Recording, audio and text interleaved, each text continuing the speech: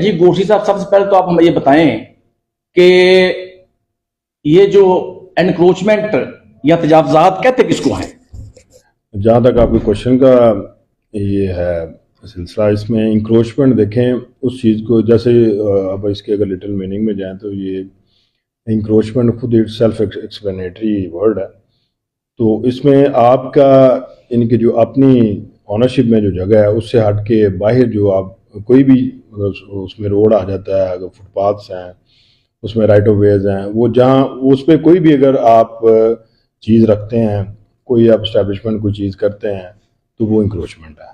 ये आपकी अपनी बिल्डिंग लाइन से बाहर अगर आपने कोई चीज़ रखी सिंपल मीनिंग में तो वो आपकी इंक्रोचमेंट है। तो जगह तो इट्स एन ऑफेंस। जगह अगर खाली है, फिर उस वहां किसी का आना जाना नहीं है, किसी का गुजरना नहीं है, और आपकी शॉप है, शॉप के बाद आपको डाला रख लेते हैं, बेंच रख लेते हैं, स्टूल रख लेते हैं, वहां पर ट्रैफिक भी नहीं है, फर्ज किया गाँव है, देहात है वहां, तो फिर वो भी एनक्रोचमेंट है जी बिल्कुल इंक्रोचमेंट है। देखें ये ना एक वो लॉ को फॉलो करने वाली बात है जी कि कहीं पे स्पेस है या कहीं पे कम है या बिल्कुल है ही नहीं, तो लॉ तो सबके लिए एक जैसा है, ठीक है।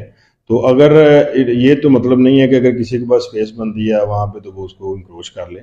वो उसको सबसे पहले बात ये है कि उसको लॉ को अवॉइड करना है कि अगर जगह है भी है तो लेकिन वो अपने लॉ को फॉलो करते हुए अपनी जगह में है।